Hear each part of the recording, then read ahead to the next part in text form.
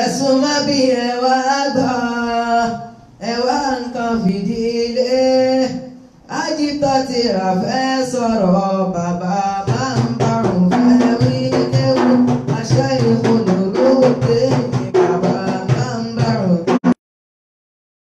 ẹ̀sùn má bí ẹwà ẹwà nǹkan fìdílé Àjítọ́ tí ra fẹ́ sọ̀rọ̀ bàbá máa ń bárùn fẹ́ wí kéwú àṣẹ ìkùnú lóde ní bàbá máa ń bárùn fẹ́ láyé.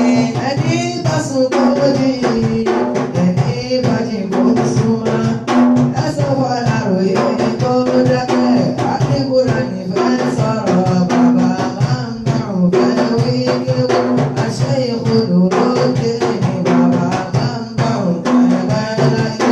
ẹ̀sùn má bí ẹ wá gbọ́ ẹ bá ń kọ́ fìdílé Àjítọ́ tí ra fẹ́ sọ̀rọ̀ bàbá máa ń bárùn fẹ́ wí kéwú àṣẹ ìkùnú lóde ní bàbá máa ń bárùn fẹ́ láyé. أعوذ بالله من الشيطان الرجيم بسم الله الرحمن الرحيم أبي بكر أعوذ بالله من الشيطان الرجيم بسم الله الرحمن الرحيم.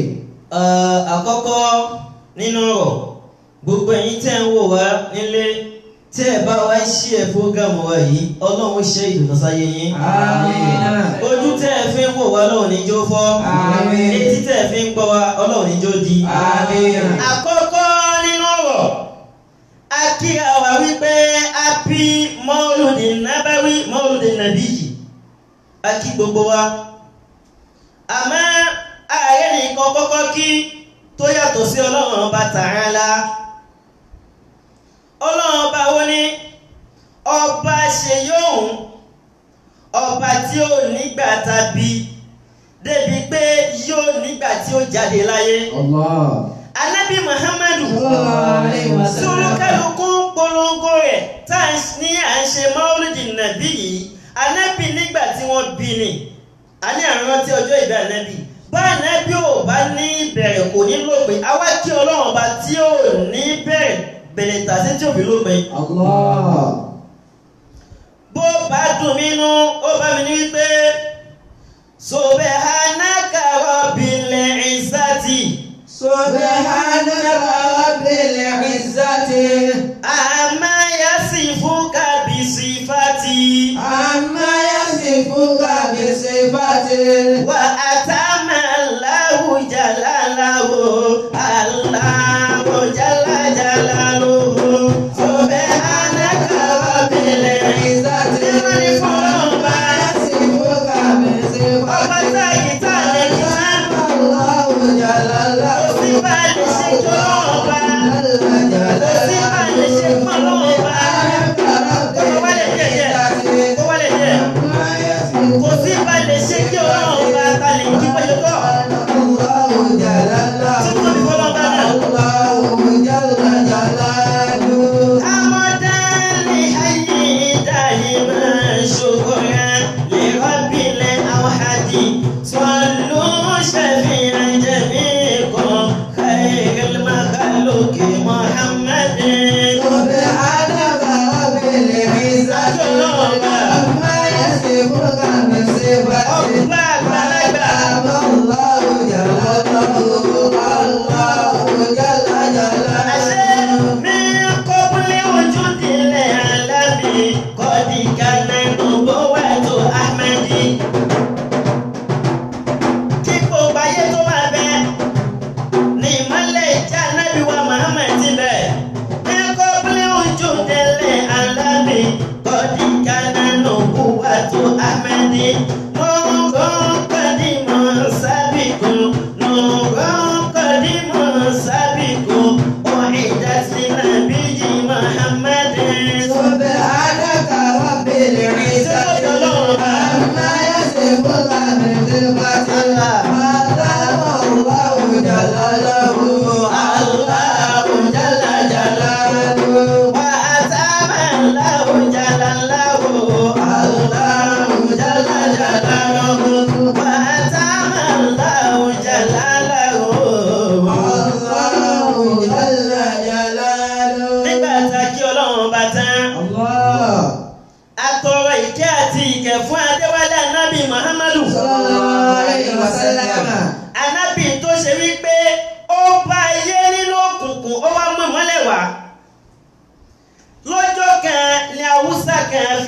ànábì wa Muhammad sallallahu alaihi wasallam. ó fi Lárúbáwá ròyìn ànábì nígbà tó fi Lárúbáwá ròyìn ànábì tán ó tún wá fi èdè Haúsá ó fi ròyìn ànábì ó wá fẹ́ lo èdè Yorùbá ló wá ní òde láti máa lẹ̀ òde láti máa lẹ̀ gbogbo ayé lè wá lò kókó ó dá lọ́dẹ máa lẹ̀ o. àṣé nǹkan tó fẹ́ sọ ó ṣeun mọ́lámù ṣúwòlì Haúsá yẹn fẹ́ sọ wípé ànábì dá lọ́dẹ mọ́lẹ̀ bẹ́ẹ̀ sì ni kò sí rọ́bẹ̀ ànábì Muhammadu sallallahu alaihi wasallam. Allah òde lọ́dẹ máa lẹ̀ òde lọ́dẹ máa lẹ̀. Òde lọ́dì máa lẹ̀, òde lọ́dì máa lẹ̀, gbogbo ayé ló wà lókùnkùn. Òde lọ́dì máa lẹ̀ ọlọ́run. Òde lọ́dì máa lẹ̀. Ànábì yẹn. Òde lọ́dì máa lẹ̀. Allah. Òde lọ́dì máa lẹ̀, òde lọ́dì máa lẹ̀, gbogbo ayé ló wà lókùnkùn. Òde lọ́dì máa lẹ̀. Òde lọ́dì máa lẹ̀, òde lọ́dì máa lẹ̀, òde lọ́dì máa lẹ̀, òde lọ́dì máa lẹ̀, gbogbo ayé ló wà lókùnkùn, gbogbo ayé ló wà lókùnkùn, òde lọ́dì máa lẹ̀ ọlọ́run. Òde lọ́dì máa lẹ̀. Òde lọ́dì máa lẹ̀. Òde lọ́dì máa lẹ̀. Òde lọ́dì máa lẹ̀. Nọ́ọ̀bù làlùwà Ayé ló wà mẹ́fà wòlì jannati. Òde lọ́dì máa lẹ̀. Ọ̀gá méjì ló wà, ọ̀gá méjì ló wà. Ọ̀gá méjì ló wà, ọ̀gá méjì ló wà. Èyí tó bá ń wẹ̀ ó tẹ̀lé. Ọ̀gá méjì ló wà ọlọ́run. Òde lọ́dì máa lẹ̀. Ànábì Òde lọ́dì máa ọlọ́run bá ní ká ànábì Muhammad. Òde lọ́dì máa lẹ̀. Òde lọ́dì máa lẹ̀. Gbogbo ayé ló wà lókùnkùn. Òde lọ́dì máa Àṣé lẹ̀. ọ̀gá ní Ṣètánì, ọ̀gá ní Muhammad. Ọ̀gá ní Ṣètánì, ọ̀gá ní Muhammad.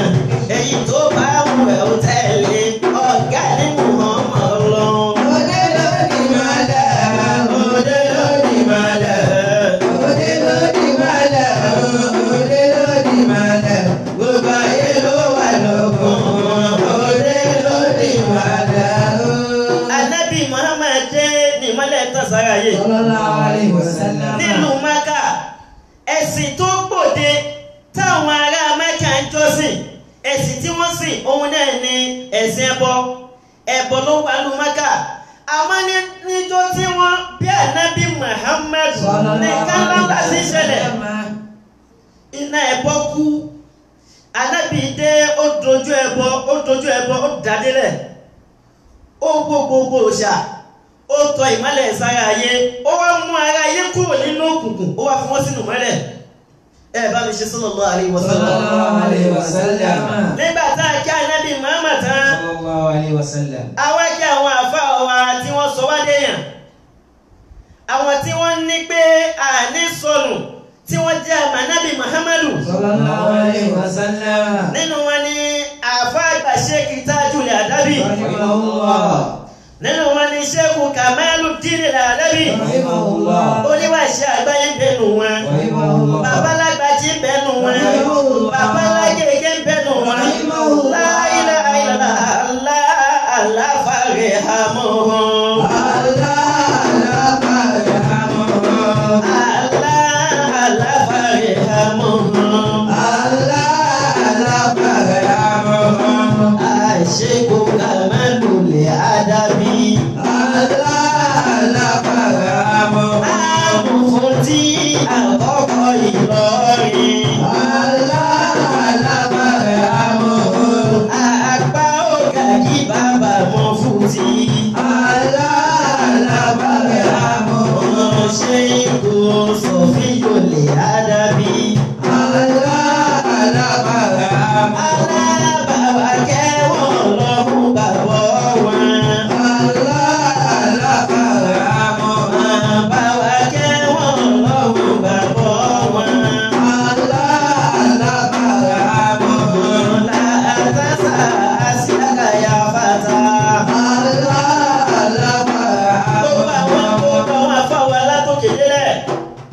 kọ́lọ̀ bá wa kẹ́ wọn. Àmín.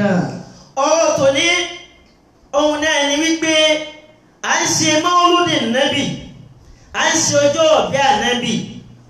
Nísìnyí yóò gbarí Facebook, yóò gba gbogbo prógrámù. Àwọn ọ̀kan máa sọ wípé ká ṣe Maulidi Nabi jì, àwọn ọ̀kan máa sọ wípé bídíà ni. Àwọn ọ̀kan tún wá sọ wípé kò ṣe bídíà. Àwọn kan tún gbà wípé bídíà ni àmọ́ Mauludu Nabi jì. Maulidu Nabiji minal bid'ati hasana. Àwọn kan ní pé kéèyàn wá ṣe ọjọ́ ìbí Ànábì nínú bídíà tó dání.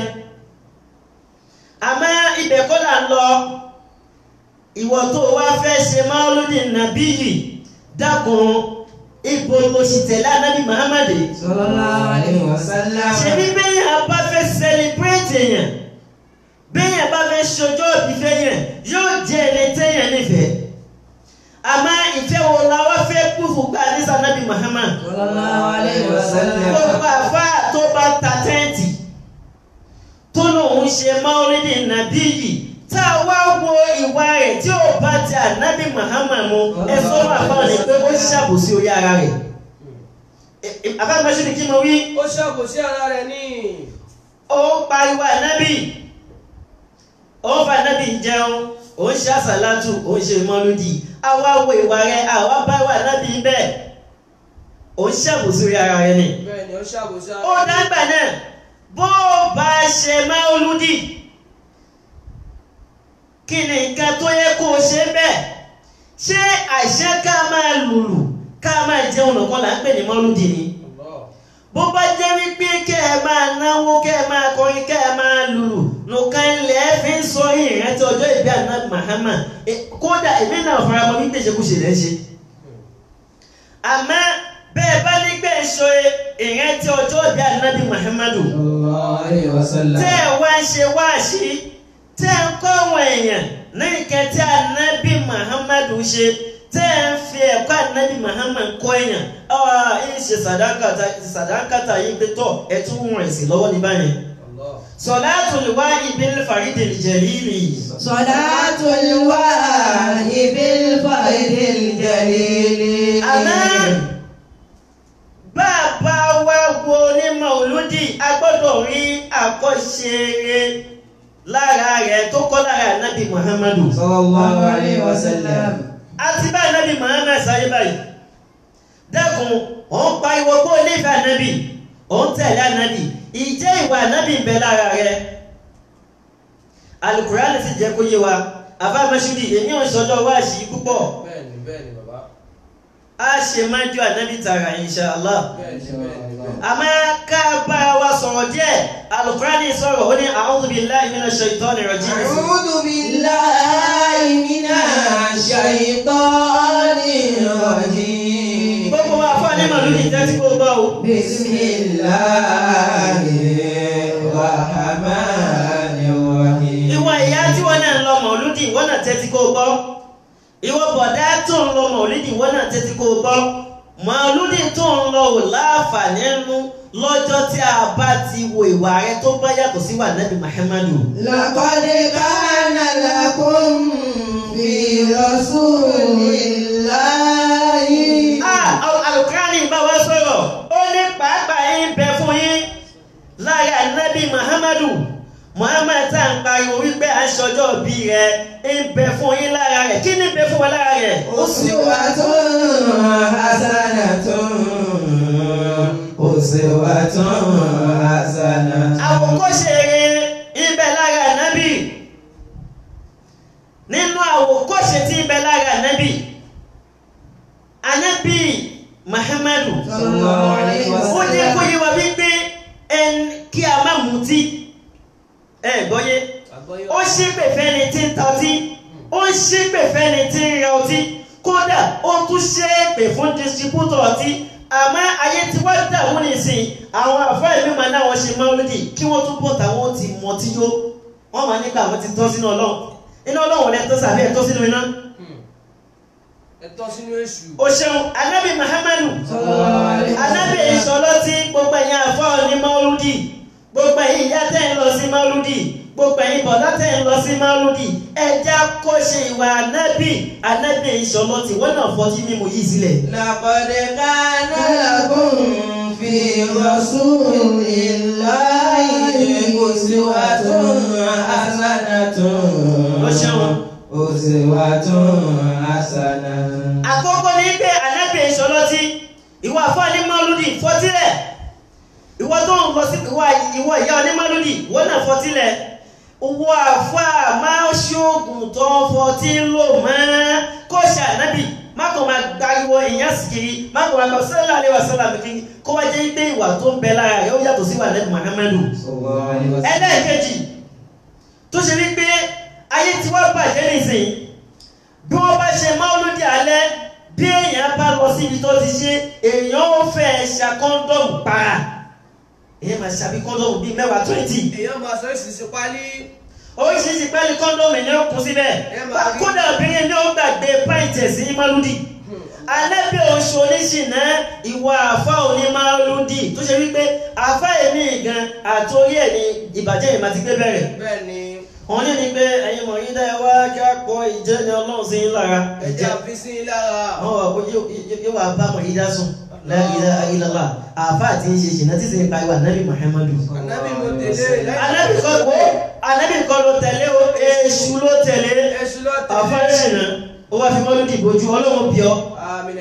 àti wọ́n obìnrin náà ní ṣìnà tó ṣe wípé ẹwà àtọkùnrin ti jọ ní appointment pé tó àti máa wọlé wá sí Mauludi lálẹ́ àsáyé lọ ẹ̀yìn mọ́ṣáláṣí tiẹ̀ la ilaha illallah. ẹ bẹ̀rù Ọlọ́run. ó bẹ̀rù Ọlọ́run kí tiẹ̀ má bàa bàjẹ́. ẹ má jẹ́ àfi orúkọ Ànábì bójúmọ́ ẹ jẹ́ kó ṣe Ànábì. Ànábì jẹ́ kó yé wa wípé ṣìnà ò dáa. ẹni bá ṣe ṣìnà tó bá kó sí ti ṣìnà kò ní rójú rere Ọlọ́run bá. èyí ti wá ilé tó ṣe wípé Mauludi tiwa lọ́dún ní òde òtẹ̀lẹ́ yìí tá à ń ṣe lálẹ́ à ń bá kọ́ńdọ̀mù ń bẹ̀ à ń bá kiri ń bẹ̀ ṣé ẹ̀yà àfọ ẹ̀ sọ fún wa ni. àmọ́ àdáwọn lẹ́bi àtòrí àfọ àná ló sọ ọ̀pọ̀jọ àfọ orí ọ̀pọ̀jọ àfọ ẹ̀mí ló ti bẹ̀rẹ̀ laqad kana lakum. لقد كان لكم في رسول الله أسوة حسنة أسوة حسنة. Ànábì wa Muhammad sallallahu alaihi wasallam. Ànábì sọ fún wa wípé la yadkhul jannata Ànábì ní kò ní wọ àlìjẹ́nà man kana fi qalbihi ó bọ́yé mithqala dharratin min al-kibr ẹni tí bá ń bẹ nígbà àyà rẹ̀ tíntìní nínú ìgbéraga. Ànábì ìṣó ní ìgbéraga àfọ́ ní Mauludi tó ṣe wípé látara ìgbéraga ó ní gbogbo títí ìlànà ìrapá màálù 8 lápá dákun ó bá ṣe iṣẹ́ rẹ̀ pẹ̀lú ó bá ṣe nǹkan tó ṣe pẹ̀lú àníyàn rẹ̀. ṣé wọ́n ṣe torí ti àbí torí ti Ànábì ni. ìwọ bọ̀dánẹ̀ tó ní ìgbéraga tó ṣe wípé ìgbéraga náà ló tún gbé lọ sí Mauludi pé a lọ náwó àjẹkọ́mọ̀ gbowó wà lẹ̀ àní ò má náwó àmọ́ jẹ́ kí àníyàn rẹ̀ dá. bẹ́ẹ̀ni bẹ́ẹ̀ni. ìwọ ìyá tó ń lọ sí Mauludi ìwọ bàbá tó ń lọ sí Mauludi tó bá yẹ pé lóòótọ́ ló nífẹ̀ẹ́ Ànábì ni gbogbo má ṣe tí Ànábì tí Ọlọ́run bá fẹ́ràn Ànábì à ní ṣe gbogbo ṣe rẹ̀ láà máa ṣe àmọ́ nísìn ayé ti dàrú ìgbà tó ṣe wípé fasadun kabiru alimun mutahatikun ọ̀pọ̀ jù ìbàjẹ́ àtọ̀dọ̀ àwọn onímọ̀ ló ti kọ́kọ́ wá ẹ má já kí ní òní àfáwà lóṣọ ìwà rẹ̀ níbẹ̀ lára Ànábì ó sọ wípé bẹ́ẹ̀ni yẹn bá dání lóògùn nà ń fọ́ lẹ́yìn ni Ànábì ẹgbẹ̀sán kù lọ́jọ́ kan Ànábì ń bẹ ní abẹ́ igi sallallahu alaihi wasallam. arákùnrin kan wá Ànábì sì sún ni bí arákùnrin yẹn ṣe gbá Ànábì dìde lẹ́ni kó wo èrè lọ́la yìí máa bá Ànábì ṣe pé la ilaha illallah ìdá sì jábọ́ lọ́wọ́ ẹni òní. Allahu akbar. ìdá jábọ́ lọ́wọ́ rẹ̀ Ànábì múdà. Ànábì wa múdà yẹn sọ́wọ́ báyìí ìgbé tọ̀ tí ẹ bá lónìí Ànábì rò sún bẹ́ẹ̀ ni Ànábì rò sọ́jà dé o. arákùnrin wa ní pé mo fọlọ́hún bẹ́ẹ̀ wá Ànábì dákun má pa mí wallahi ká ní ìmọ̀ àti ẹni. bí ìdá yẹn ṣe dọ́ wa báyìí á ti pín sọ́nà bíi 6. àmọ́ Ànábì lójú àánú látara wípé ànábì ò pa ènìyàn èsì yẹn padà gba ìsìláàmù. Kana lakum fi rasulillahi uswatun hasanatun. Látara àmójúkúrò tí ànábì ṣe fún ẹnìyẹn sì gba ìsìláàmù látara ànábì. Lẹ́yìn tó túmọ̀ sí pé ànábì Muhammad sallallahu alaihi wasallam èèyàn kan ní tí è gbẹ̀san gbogbo ìwà àfà tó ṣe yí pé kó má tí sọ̀rọ̀ sí ẹ lóde ní àbí kó sọ̀rọ̀ tó bá ẹ rí ó sáré lọ lé ní wá ní pé ń jẹ́ ó fẹ́ pàfà ní wá ẹ sàṣẹ lè yá wẹ̀rì àbí kẹ́ ẹ pa àbí kẹ́ ẹ da ìsàn tí ó lẹ̀ sí láì dáàbò ṣó bá wẹ̀ lọ́wọ́ ànábì. yóò sì dé gbà mọ́lúdì o. yóò sì máa jó. yóò máa jẹ́ pé sallallahu alaihi wasallam sallallahu alaihi wasallam. ẹlòmíì gan bẹ́ẹ̀ tó yẹ wípé tọ́wọ́lì jẹ́ ìdàlẹ̀ kìyàmà yóò jó ọdún náà ni. Allahu Akbar. látara ìwà abútí ń bẹ lọ́wọ́ rẹ̀. àwọn àfà wa fẹ́ tú làkọ́díkánà yẹn wọ́n ní làkọ́díkánà lakum ayyuhal mu'minuna wọ́n ní ibẹ̀ fún yín gbogbo ẹ̀yin mùmínì ẹ̀gbọ́ yàbí wọ́n ní kí ni ibẹ̀ fún yín gbogbo ẹ̀yin mùmínì fi hadha rasulil azimi qudwatun hasanatun taqtaduna bihi. àwọn àfà ní ìwà rẹ̀ ìṣesí rẹ̀ ibẹ̀ lára nàbí Muhammadu sallallahu alaihi wasallam taqtaduna bihi tẹ́ máa fọ́lò tẹ́ máa kọ́ṣe fi ìkíláàsì níbi wípé kí ẹ ṣe nǹkan fọ́lọ̀ ẹlòmíì ó tọrẹ fẹ́yàn yóò wá máa ṣe èrègùn dákun àkọ́wé lè lọ́wọ́ ànábì tó bá ṣe pé lóòótọ́ la nífẹ̀ẹ́ ànábì ní ẹja fílẹ̀ àfáà mi ó fọ́ ẹlòmíì ládùúrà ọlọ́run agbádọ́ wà nígbẹ́ tí o bá ṣe ọlá wa kò ní débẹ̀ tí o bá ṣe ọlá wa kò ní dólówó tó bá jẹ́ àfáà máṣírí tó bá jẹ́ pé lóòótọ́ ni ó fi jẹ́ wípé ọlá rẹ̀ ló fi débẹ̀ òun ò ṣe sá fún ara rẹ̀ àbí kó ṣe fún ara rẹ̀ kó náà dolówó. àbí kó ṣe fún àwọn ọmọ ẹ̀ kó náà dolówó. Allahu Akbar. torí ìdí èyí ẹja kọjá nábì fílẹ̀ ìkíláàsì kéèyàn ń ṣe nǹkan tí ní mímọ́ ẹlòmíì ọmọ rẹ̀ ò yáre látara wípé ọmọ ọlọ́mọ ìbátọmọ ọlọ́mọ jẹ́ kò láníyàn rí fọmọ ọlọ́mọ ni. Ànábì sire àti mùsùlùmí àti ẹni tí ò ṣe mùsùlùmí lànábì bá lò. wá jihadi àwòkọ́ṣe eré ń bẹ lára ànábì níbi ìjagun sójú ọ̀nà Ọlọ́run. ilé nísìnyí ó ṣe mí láàánú fáwọn àfà mọ́ṣúlì mo ní ó ṣe mí láàánú. ó ṣe wọ́n láàánú fáwọn àfà. tí wọ́n máa ní pé àwọn ń ṣe dáwà. wọ́n máa ní àwọn ṣe dáwà. àmọ́ àfà ìsọ̀rọ̀ fún àfàlágbájá là ń gbọ́. ìsọ̀rọ̀ fún àfàlágbájá là ń gbọ́. ìmáàmù kìíní kan. ìmáàmù eléyìí ò ṣe dà. ìmáàmù eléyìí ṣe kìíní kan. ìmáàmù eléyìí sọkúsọ. la ilaha illallah. ṣé o tó kàn ní ẹnu ẹ̀sìn. ṣé kọ́tà nábì ṣe nìyẹn. ṣé tá nábì ṣe nu ni. ẹ sọ̀kalẹ̀ àfà Máṣúdì ànábì Muhammad níbi ìpèpè sọ́lọ́wọ́n ọba ó pèpè lọ hikima ni pẹ̀lú làákàyè àtọgbọ́n ni kò fi èpèpè dáwà gbogbo ẹ̀yàn àfà ayé àti àfà tó ní mọ́lúdì dá àti àfà tó ní mọ́lúdì ò dá ẹ̀ sì já kọ̀rẹ́ tara wa pẹ̀lú làákàyè ẹ̀ sì já kọ̀rẹ́ tara wa pẹ̀lú ọgbọ́n ẹ̀ sì já fi pẹ̀lẹ́pẹ̀lẹ́ kọ̀rẹ́ tara wa ká mú ètò kúrò níbi dáwà wa ká sì mú èbú kúrò níbi dáwà wa. Laqad kana lakum fi rasulillahi uswatun hasana wọ́n tún yẹ kó yọ yí pé àwòkọ́ṣe eré bẹ lára nábì fi sọ́bùrì níbi ká ṣe sùúrù. Ànábì Muhammad wọ́n mú Ànábì Muhammad wọ́n lè kúrò ní ilé ìtẹ́tìbì ó lọ sí Madina. Ànábì tún fẹ́ kúrò nílùú ní Madina. Ànábì ní pé ìwọ Madina ìlú tí mo nífẹ̀ẹ́ ní ẹni tí ò bá ṣe wípé àṣewá látọ̀dọ̀ Ọlọ́run ọba wípé kí n kúrò ń bẹ̀ ni mi ìbá ti má kúrò ń bẹ̀. ṣé mo wípé kálígbé àwa ni àwọn èèyàn fìtínà tá a bá fẹ́ kó nílùú á gẹ ìbùsí ìlú yẹn ní tá a ṣe pé fún ìlú yẹn àmọ́ Ànábì ní sùúrù ẹ wá wo ní sìn sùúrù Ànábì wá gbà Ànábì àbí kò pé àìjẹ́ kí àìní ojútùú ìgbésí ayé ẹlòmíì ayé báyìí ní sùúrù ni. lọ́jọ́ àgbàtà ànábì ní sùúrù nísìn àwọn ará Mákà ń du ànábì àwọn ará Mádínà ń du ànábì. Bẹ́ẹ̀ni. So ẹja ní sùúrù àwa àfáà tá a bá lọ́mọ kéwù kan tí ó dùn wá nú èpè kọ́ ló kàn. Àfáà kan ní ọmọ kéwù rẹ̀ ṣe tó wọlé tó lọ gbá fọ̀ṣẹ́ jáde kí láàfọ̀ṣẹ́ wá ṣe lọ́wọ́ àfáà. So tó kọ̀ nú ni. Ẹlòmíì kó lè rówó pàdé mọ́lúdì nísìn yóò ti tó àwọn kìnìyàn la tó bá kàn ti ń wí báyìí wọ́n mú bọ̀ náà ni dáàbò ṣé ó kọ́ lọ́wọ́ ànábì ni. Àbí ìwọ tó ń ṣe mọ́lúdì wọ ya tó ń lọ mọ́lúdì àti bàbá tó ń lọ lé babaláwo pé kọ́ bẹ́ẹ̀ bá tèèyàn kan jẹ́ ṣé kan tó kọ́ lára ànábì nìyẹn. Walaqad kana lakum àbá yẹ bá ń wí. Laqad kana lakum fi rasulillahi uswatun hasanatun. Kódà níbi ọ̀rọ̀ afáwa Mas'udi níbi ọ̀rọ̀ àti níbi ìṣesí èèyàn kò séèyàn kan téèyàn lè tẹ̀lé téèyàn lè wà òkọ́ṣe rẹ̀ tó tún jà Nábì Muhammad lọ. Sallallahu alaihi wasallam. Bàbá kọ́pì lágbáyàn bàbá wa ó ṣe ṣe kí bàbá wa náà ń jìtá níbi kan.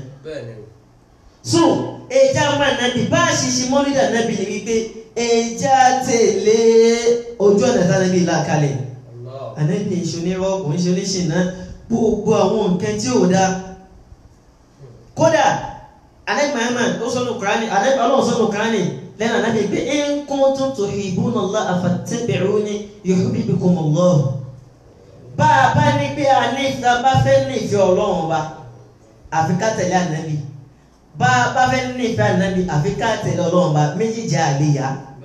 Torí ó yí Ọlọ́run ọba Ọlọ́run mọ̀ nǹkan tó gbà lérò débi wípé tí a bá ń pè wọn tá a bá ní ashhadu an la ilaha illallah á sọ ní pé wa ashhadu anna Muhammadan rasulullah sallallahu alaihi wasallam. Gbogbo àwòkọ́ṣe yìí ta ló wà fún liman kana yarju Allaha wal yawmal akhir. Liman kana yarju Allaha wal yawmil akhir. Bẹ́ẹ̀ bàbá mi wo bẹ̀yẹn ṣé yá mi ni wọ́n wọ̀ ní àbí yawma. Liman kana yarju Allaha wal yawmal akhir. Wa zakara Allaha kathira. Tọ́ ẹni tí ó máa kọ́ṣe Ànábì ẹ̀san wo ní bẹ fún wọn. Àkọ́kọ́ náà ẹ̀ nírẹ̀yìn kan kó tẹ̀lé Ànábì. Àyàfi man kana yarju Allaha àyàfi ẹni tó bá ń wá ojú rere Ọlọ́run ọba. Wal yawmal akhir tó sì ń páyà ìyà ọjọ́ ìgbéjà kìyàmà. Ẹ má jà tọ́ra wa mọ́. Afáàmọ́sùdì ni mo ní ẹ má jà tọ́ra wa mọ́. Ẹ má jà tọ́ra wa mọ́. Ẹlòmíràn sọ wípé alásàlátù ni ó jọ̀ọ́gá lọ́hùn. Alásàlátù ni ó jọ̀ọ́gá lọ́hùn. Tẹ́ bá ń gbọ́ gígígígí nígbè ó wọ́n mi létí ni níjọ́ kìyàwó máa. Wọ́n ní pé kí n wí lọ́rọ̀ wọ́n ní pé alásàlátù ni ó jọ̀ọ́gá Ọlọ́run bá. Dákun alásàlátù tí ó bá ti tẹ̀lé iṣẹ́ Ọlọ́run ò lè jọ̀ọ́gá Ọlọ́run ọba wọn ò fi kú náà ni. Bẹ́ẹ̀ni. Àbí àfáàwà Nàzọ́fí alásàlátù tí ó bá ti tẹ̀lé iṣẹ́ Ọlọ́run tí ó tẹ̀lé Ànábì tí ó mú Ànábì ní role model kò lè jọ̀ọ́gá Ọlọ́run. Kódà Ànábì gan ò ní ṣe ìpẹ̀lẹ́jọ́ gbìdàlì kìyàmà. Torí ìdí èyí ẹja túnú wa wò. Kí ni mo wí? Ẹja túnú wa wò. Gbogbo àwa tá à ń ṣe mọ́lídì wa ẹja káwọn èèyàn lẹ́kọ̀ọ́ ẹ̀kọ́ bá a ṣe ń ṣe mọ́lídì nàbí ẹ̀kọ́ tí ń bẹ fún Ànábì Muhammad. Ẹ̀kọ́ tá a sì kọ́ àwọn èèyàn kí wọ́n kọ́kọ́ rí látara wa. Ó bọ́ yé. Ó bá jẹ́ káwa náà yin Ànábì díẹ̀. أعوذ بالله من الشيطان الرجيم بسم الله الرحمن الرحيم إن الله وملائكته يصلون على النبي يا أيها الذين آمنوا صلوا عليه وسلموا تسليما أما إن ختم الأنبياء فقد أرسل الأنبياء إن ختم الأنبياء فقد أرسل الأنبياء ألا إن ختم الأنبياء فقد أرسل الأنبياء إن ختم الأنبياء فقد أرسل الأنبياء ومسيري وسنيه شمس الرشد واتناه إن ختم الأنبياء فقد أرسل الأنبياء جنة القلب ابتداه لملاذ وتراه دائما فيك ودادي والذكر وفنائي إن ختم الأنبياء فقد أرسل الأنبياء أما قلبي طال وجدي وسفيري وبكائي وأنيني واترافي في صباحي ومسائي إن ختم الأنبياء فقد أرسل الأنبياء ألا في القلب مكانا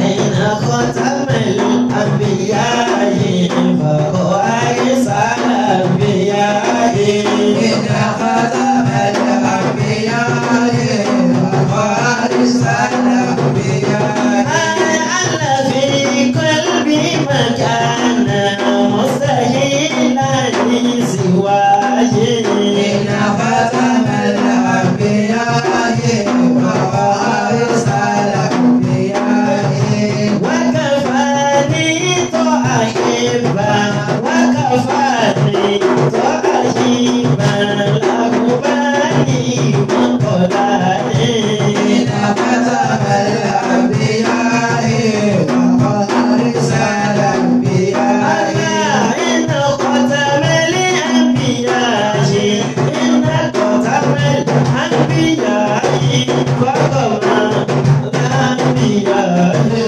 إن ختم الأنبياء فقد أرسل الأنبياء صلاة وصل لدواني وتسيسك واليغاني وبالبين لساني إن ختم الأنبياء فقد أرسل الأنبياء إن ختم الأنبياء فقد أرسل الأنبياء فقد أرسل الأنبياء فقد أرسل الأنبياء النبي فقد أرسل الأنبياء فقد أرسل الأنبياء ẹwà ní wàlá ìlàìlàlà wàlá ìlàìlàlà. هو لا إله إلا الله ولا إله إلا Mọ́sílì الله ọ̀la tó láì tóbi, alásẹ̀yìn lè lè bá dì, nàbí yọ náà láfàkìrọ̀, ìdánù láì níjà wá dé. هو لا إله إلا الله ولا إله إلا الله محمد خير هادي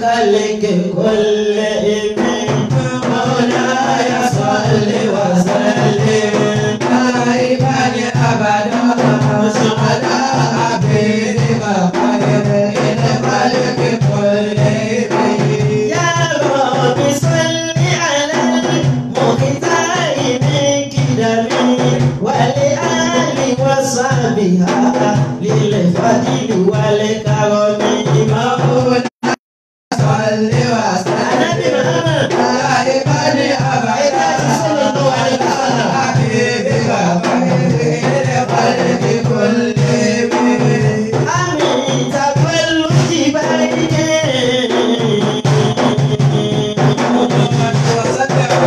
الله مشكلة آمين تقبل جبالك بافل حرمي سكبت دمع جبهك للقيس والديار مولاي صل وسلم دائما أبدا على حبيبك خير الخلق كلهم آمين السن صغار في أيدي مصحرة آمين تذكر زبي الكعب والعالمين مولاي صل وسلم دائما أبدا على حبيبك خير الخلق كلهم أنا بناديو ومناديو أنا بناديو ومناديو أنا أدلالي تفشلشا محمد بابا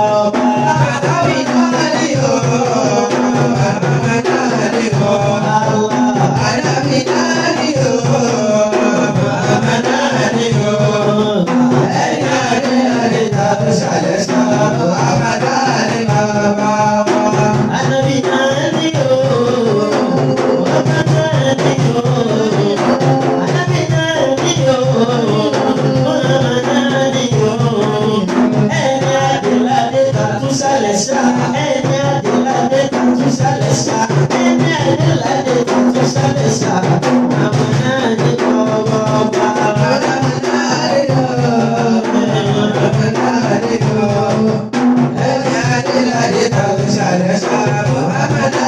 بابا يا رب صل على الخير الوجود ومن سادنا بالدين والأملاك والرؤساء محمد أحمد الهادي نبي ومن بدين أهل الشرك لا قد درس بدين دين أهل الشرك قد درس يا صاحي أرج على أرج على يا صاحي أرج على الوادي الحبيب أسى تجد من الهدى من نوره قبسا وقدد طيف في روضته أبدا لعل قلبك يشفى من غزوة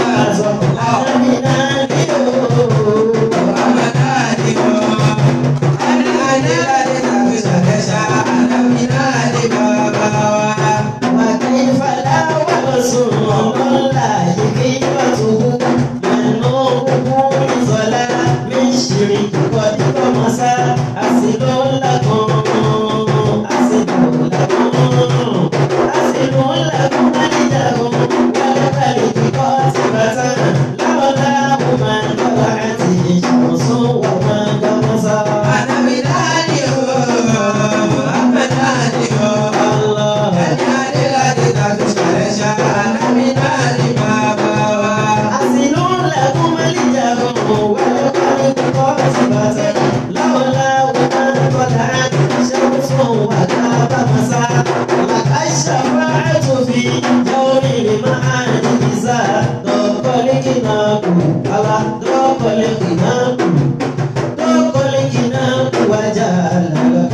wálé tábàṣà. Ànábì náà ni o, Muhammad náà ni o. Ẹni adé láti tàbí ṣàlẹ̀ ṣá, Muhammad náà ni bàbá. Ẹni adé láti tàbí ṣàlẹ̀ ṣá.